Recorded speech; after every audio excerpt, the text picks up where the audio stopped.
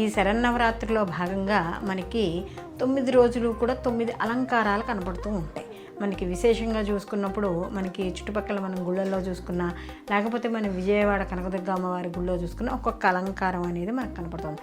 అసలు ఈ అలంకారాలు దేనికి అని చూసుకున్నప్పుడు మరి ఈ నవదుర్గలు కానీ ఈ అలంకారాలు కానీ అన్నీ ఒకటే అమ్మవారి స్వరూపాలు. ఈ నవదుర్గల యొక్క స్వరూపమే ఇక్కడ దుర్గాదేవిగా మనకి దర్శనం ఇవ్వడం అనేది జరుగుతుంది.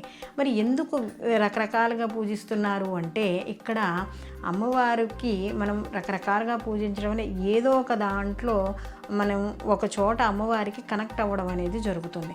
కాబట్టి ఆ విధంగా చెప్తారే కానీ ఈ నిజంగా మనకి శాస్త్రంలో 9 నవదుర్గలు ఈరోజు ఇది పూజ చేయాలి ఖచ్చితంగా, లేకపోతే అక్కడ ఏదో తప్పు జరిగిపోతుంది అన్నట్టు ఏమీ లేదు. 9 రోజులు కూడా దుర్గా ఆరాధనే మనకు చెప్పారు. లేదా మహాకాళి, మహాలక్ష్మి, మహాసరస్వతిగా చెప్పడం అనేది జరుగుతుంది. ఇదే మనకి సప్తసతిలో చెప్పడం అనేది జరుగుతుంది.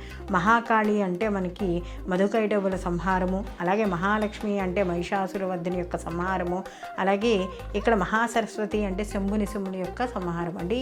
మనకి మహాకాళి, మహాలక్ష్మి, మహాసరస్వతి త్రిమూర్తి స్వరూపమే, ఇక్కడ త్రిశక్తి స్వరూపమే మనకి ఈ యొక్క దుర్గగా చెప్పడం అనేది మనకి ఇక్కడ కనబడుతోంది. కాబట్టి ఇందులో మనకి విశేషంగా 9 దుర్గలకి విడివిడిగా పూజ చేయాలి అని చెప్పి ఎక్కడ మనకి లేదు.